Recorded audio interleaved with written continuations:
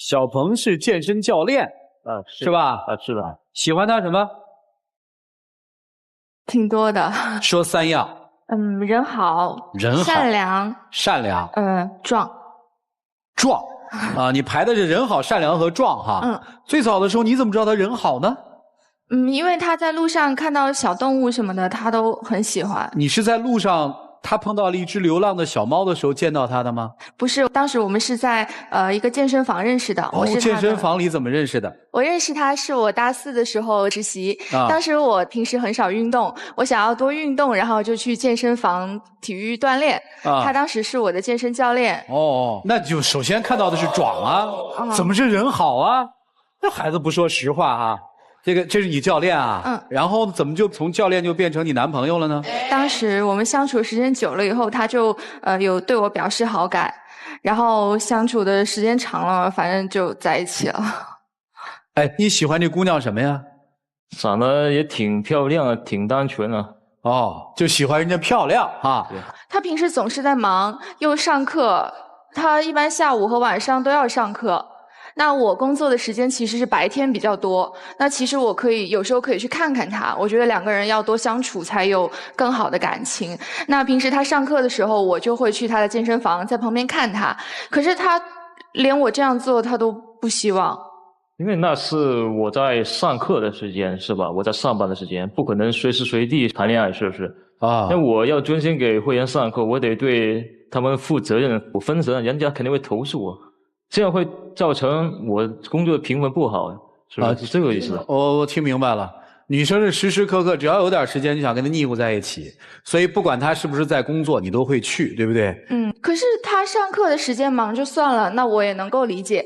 可是她不是在工作的时间，她也很少跟我相处，她每次都找各种各样的理由。我觉得你就是不在乎我的感受。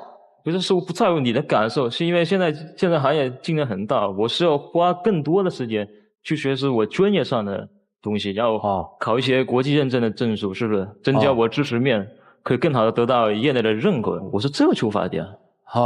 等于你希望他陪你是吧？你希望在那儿把自己练得更那个是吧？然后再其实也是为了我们更好将来，是吧？你是哪里人啊？我是广东啊。你是哪人，姑娘？我是河南洛阳。哎呦，一个在广东，那你们在哪儿认识的？我们在厦门，我在厦门上学。这一下3个省就跨过来了啊！你在厦门上学是，然后你们在厦门认识的。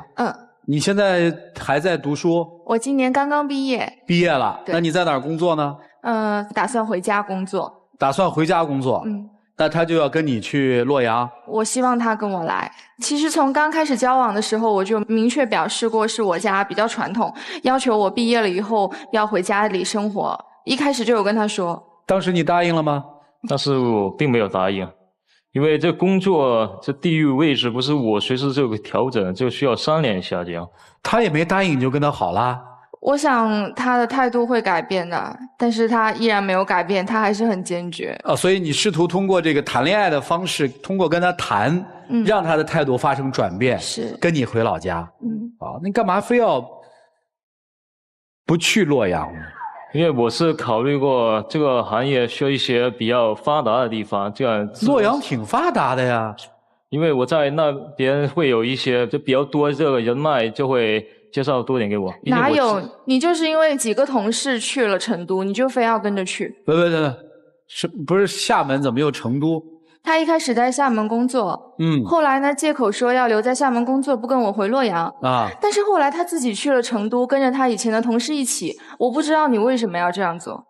因为在成都那边，我以前认识的一些厦门同事，刚好他们在那里也开了健身工作室，然后那里有空缺，我就加入进去。所以说现在，所以我特别想问的就是，在你从厦门去成都的过程当中，你有把这个女生放在你未来的生活里面去规划她吗？那肯定是规划的。你当时是怎么规划的？不是说我不在乎她，我非常在乎她，但我还是要把我的事业做好，才有更好的未来。我这样讲。不，你更好的未来跟她有什么关系啊？有她更幸福。你去成都的时候，你告诉她了吗？其实没有告诉他呀。对呀，你说你规划了，你又都没告诉他，你怎么叫？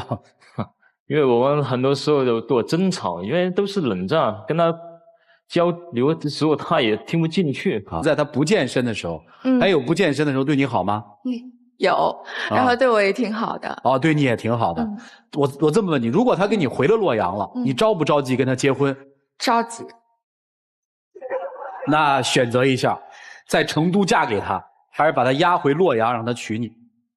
我希望他能跟我回洛阳，因为我的家人都在洛阳。可是你的事业不一定只在成都啊。好，我接着问他啊，到底要不要娶？就是你觉得你们俩的感情到没到谈婚论嫁的程度？到啊。那现在阻碍你们在一起的是什么？你觉得？其实怎么说呢？因为在这个时候是我奋斗的最佳时期，是我比较关键的时候，所以说听明白了。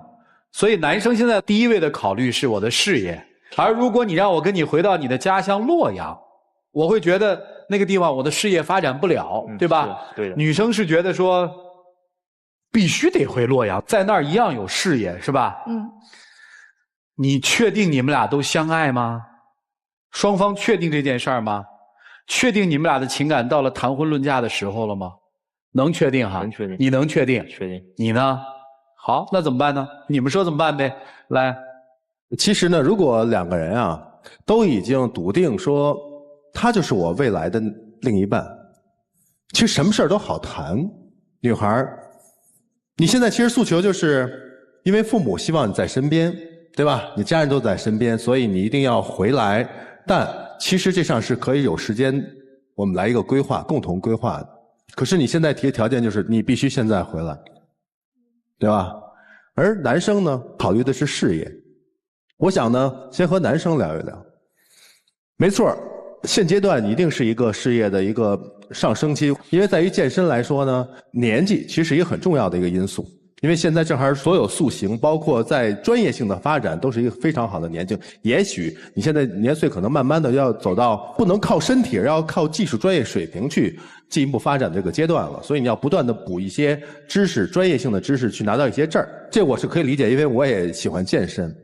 但是你有没有再放大想一想，现在是全民健身，所谓一类城市或你所说的很繁华、健身意识很强的一个城市里的竞争已经非常激烈了，恰恰在所谓你看不上的类似的这些城市，需求量更大，市场更大。如果你回来，或者说你现在先让自己退一步，说我先去考察一下，我看看这个市场是怎么样的，我了解一下有没有再回来重新做这个事业，并且能做得更大的可能性。现在健身之风已经盛行啊，早就从一类的这种所谓一些白领的这些圈内的运动，已经降到全民运动了。你看那个很多我们的家属区不都有那些运动器械区吗？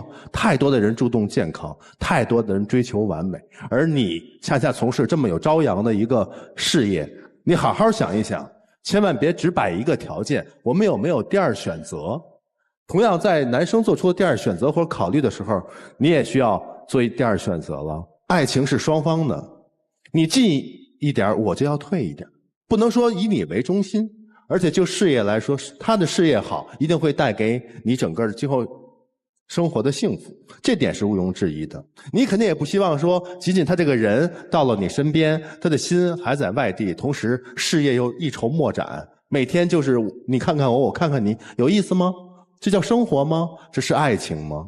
所以说，站在爱的角度讲，如何让对方有更好的发展，如何让对方的心态更加的舒服，如何让对方因你做的事情更爱你，那我们退一步又怎么了呢？有什么不能聊的呢？对不对？我相信你的父母已经是看到说，你不是有一个男朋友在身边，而是一个你有一个非常爱你的，同时事业很有前景的男朋友啊，甭管是在异地，短期在异地，还是现在在身边呀。这是我觉得是父母应该看到的，而不简单的说你现在必须找一个身边的人结婚。结婚不是目的，结婚只是另外一个开始。在这个开始之前，做太多的沟通，太多的互相的磨合，才能走在一起。所以呢，就事业上，我觉得貌似洛阳那个城市更适合你。当然，你要去考察。而就爱情方面，我觉得给对方一个空间，让他去发展，这是一个最好的选择。就这样。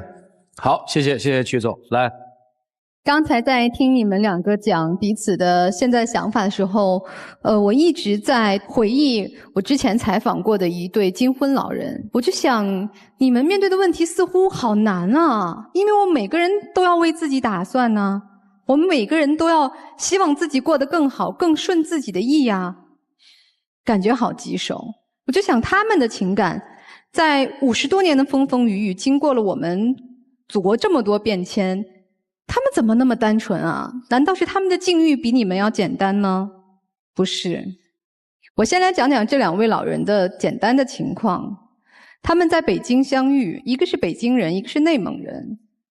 内蒙人学医，那当初他们在北京结合之后，他说我要回家支援家乡建设。那北京姑娘怎么办？好吧，你现在事业心强，我就跟你回去了。但是在20-30年之后，女方的父母生病了。年纪大了，女方说我要回去照顾我的父母，男方说我现在工作很关键的时候，有几个公关的难题要做，你先走。这妻子就回到了北京。2年以后，当这个先生在那边的工作告一段落，他交接好之后，他也随后来到了北京。那等于工作要从头开始，事业重新在北京又要熟悉了。但是没关系啊，他说只要是1个患者在我这里，还是100个患者在我这里，我都很开心，我都努力去救治他们。我想说的是，其实每个人的一生都会经历很多需要我们选择、需要我们决定甚至变化的情况。但如果我们把问题想得简单一点，我们做的选择是为了我们，而不是为了我。所以回到你们两个的事情上来看，如果说这个阶段，如果经过男孩子对自己自身行业和自己特点综合分析之后，认为我有可能在哪个城市发展更好，那女孩你也权衡了之后说，那这个阶段对她事业发展来说很重要，为什么不让她去努力？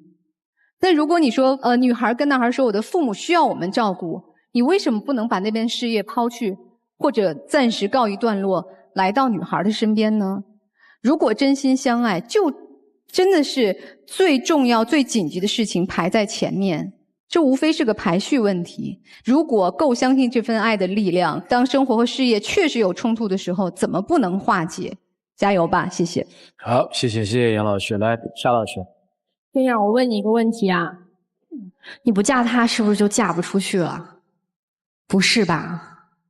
你知道他为什么就换了一个城市到成都，然后也不去洛阳吗？就是因为你可能把你所有生活的重心和你所有的得失也好，就是你对他付出的感情也好，都放在了他的身上，你让他感受到了强大的压力，可能有点喘不过来气儿了，有吧？